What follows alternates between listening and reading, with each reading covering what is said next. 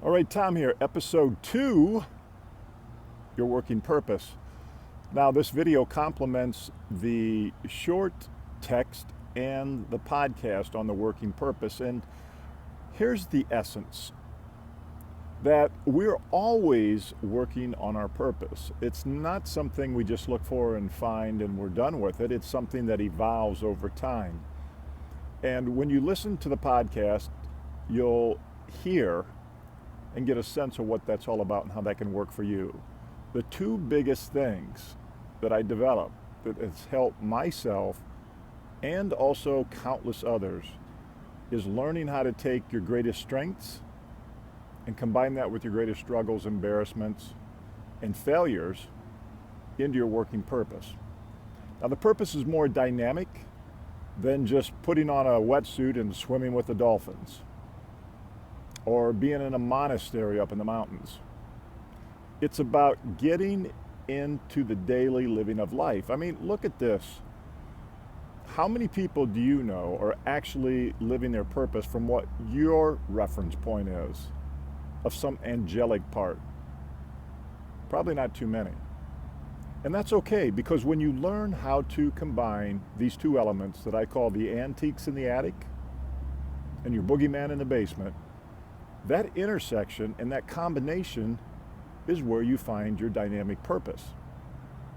And that's a real key right there. When I reflect back on people that seem to be content, they're actually living their purpose. And it's not because their life has been void of struggles and frustrations, because it hasn't. We all go through this. And it's okay, and that's what we need for our purpose. That's what we need to enrich our lives.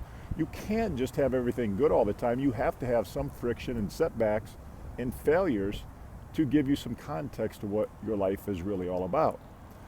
We have this fantasy that, God, if we could just take away the financial pain, if we could just take away the physical pain, if we could just take away the marital, relationship, divorce pain, etc., you name it, that life would be better. When really what we need to consider is taking those struggles, embarrassments, and bringing them to the surface and working with them. Now, that's on the side that is usually kind of difficult for people, yet you'll find a lot of freedom when you start following that path.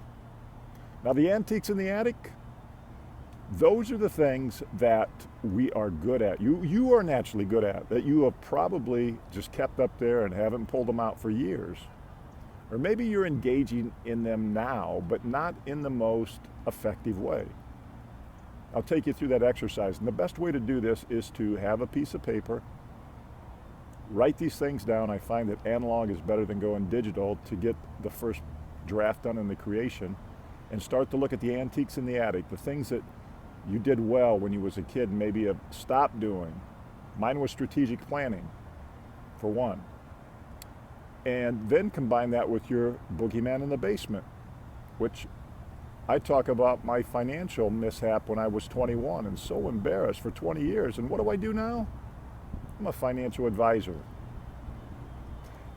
And to be able to talk about that story, which I outlay in my keynote speeches, people come up to me, instead of saying, "Oh, you're such a fraud, Tom, for being in the financial services and doing that with money." No, it's quite the opposite. They come up and say, "Thank you for sharing that story, because here's my story, and I've always been embarrassed to tell people." So think about that. Your working purpose, your dynamic purpose, a combination of your antiques in the attic and your boogeyman in the basement.